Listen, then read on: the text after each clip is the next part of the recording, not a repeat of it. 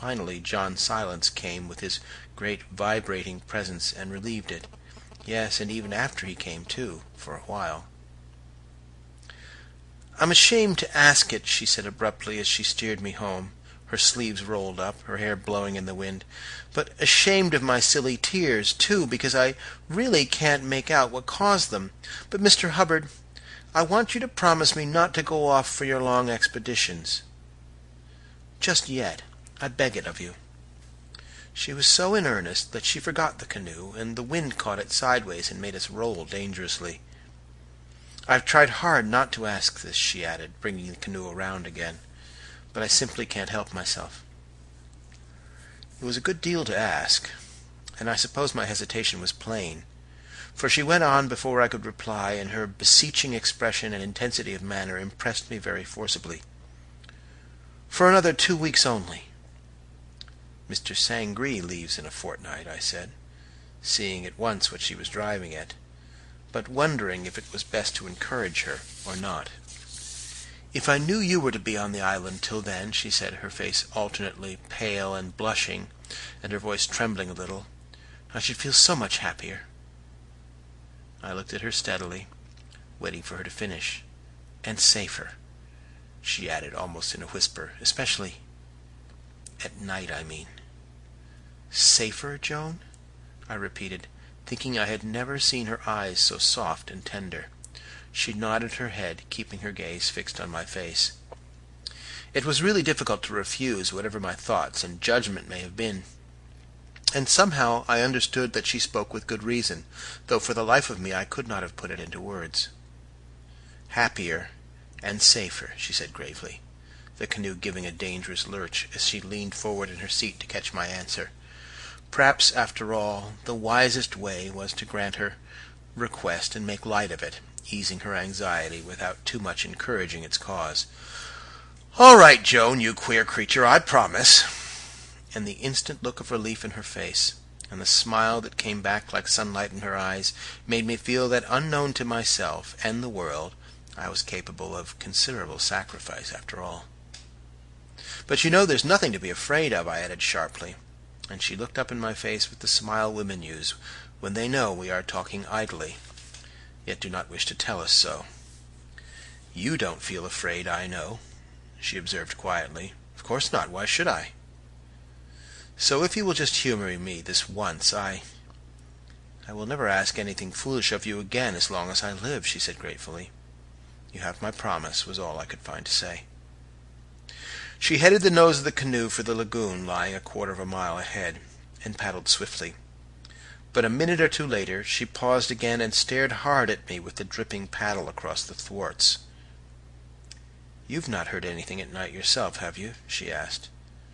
"I never hear anything at night," I replied shortly, "from the moment I lie down till the moment I get up." "That dismal howling, for instance," she went on, determined to get it out, "far away at first, and then getting closer, and stopping just outside the camp?"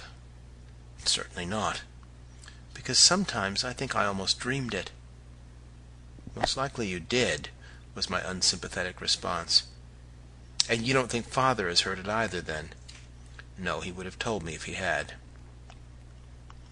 This seemed to relieve her mind a little. "I know Mother hasn't," she added, as if speaking to herself, "for she hears nothing, ever." It was 2 nights after this conversation that I woke out of deep sleep and heard sounds of screaming. The voice was really horrible, breaking the peace and silence with its shrill clamor. In less than 10 seconds I was half dressed and out of my tent. The screaming had stopped abruptly, but I knew the general direction and ran as fast as the darkness would allow over to the women's quarters. And on getting close I heard sounds of suppressed weeping. It was Joan's voice. And just as I came up I saw Mrs. Maloney, marvelously attired, fumbling with a lantern. Other voices became audible in the same moment behind me, and Timothy Maloney arrived, breathless, less than half-dressed, and carrying another lantern that had gone out on the way from being banged against a tree. Dawn was just breaking, and a chill wind blew in from the sea. Heavy black clouds drove low overhead. The scene of confusion may be better imagined than described. Questions and frightened voices filled the air against this background of suppressed weeping. Briefly, Joan's silk tent had been torn, and the girl was in a state of bordering upon hysterics. Somewhat reassured by our noisy presence, however, for she was plucky at heart, she pulled herself together and tried to explain what had happened, and her broken words, told there on the edge of night and morning upon this wild island ridge, were oddly thrilling and distressingly convincing. "Something touched me, and I woke," she said simply, but in a voice still hushed and broken with the terror of it. "Something pushing against the tent. I felt it through the canvas. There was the same sniffing and scratching as before, and I felt the tent give a little, as when the wind shakes it. I heard breathing, very loud, very heavy breathing, and then came a sudden, great, tearing blow, and the canvas ripped open close to my face." She had instantly dashed out through the open flap and screamed at the top of her voice, thinking the creature had actually got into the tent. But nothing was visible, she declared, and she heard not the faintest sound of an animal making off under cover of the darkness. The brief account seemed to exercise a paralyzing effect upon us all as we listened to it. I can see the disheveled group to this day, the wind blowing the women's hair, and Maloney craning his head forward to listen, and his wife, open-mouthed and gasping, leaning against a pine tree. "Come over to the stockade and we'll get the fire going," I said. "That's the first thing," for we were all shaking with the cold in our scanty garments. And at that moment Sangree arrived, wrapped in a blanket and carrying his gun. He was still drunken with sleep.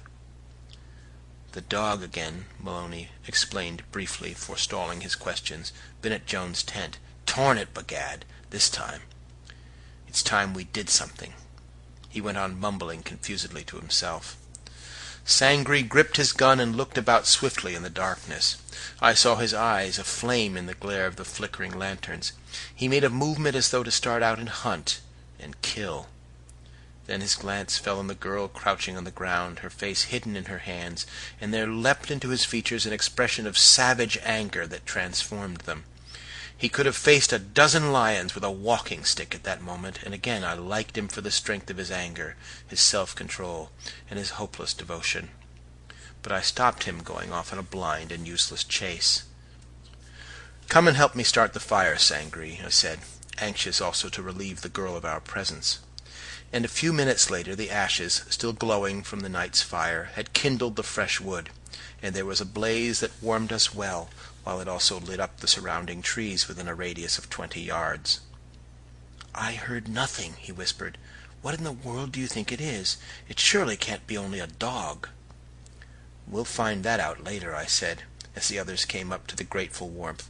"The first thing is to make as big a fire as we can." Joan was calmer now, and her mother had put on some warmer and less miraculous garments. And while they stood talking in low voices, Maloney and I slipped off to examine the tent. There was little enough to see, but that little was unmistakable. Some animal had scratched up the ground at the head of the tent, and with a great blow of a powerful paw, a paw clearly provided with good claws, had struck the silk and torn it open. There was a hole large enough to pass a fist and arm through. "It can't be far away," Maloney said excitedly. "We'll organize a hunt at once, this very minute." We hurried back to the fire, Maloney talking boisterously about his proposed hunt. "There's nothing like prompt action to dispel alarm," he whispered in my ear, and then turned to the rest of us. "We'll hunt the island from end to end at once," he said with excitement. "That's what we'll do. The beast can't be far away, and the boatswain's mate and Joan must come too, because they can't be left alone. Hubbard, you take the right shore, and you, Sangree, the left, and I'll go in the middle with the women. In this way we can stretch clean across the ridge, and nothing bigger than a rabbit can possibly escape us." He was extraordinarily excited, I thought. Anything affecting Joan, of course, stirred him prodigiously. "Get your guns, and we'll start the drive at once," he cried. He lit another lantern and handed one each to his wife and Joan, and while I ran to fetch my gun I heard him singing to himself with the excitement of it all. Meanwhile the dawn had come on quickly. It made the flickering lanterns look pale. The wind, too, was rising, and I heard the trees moaning overhead and the waves breaking with increasing clamor on the shore.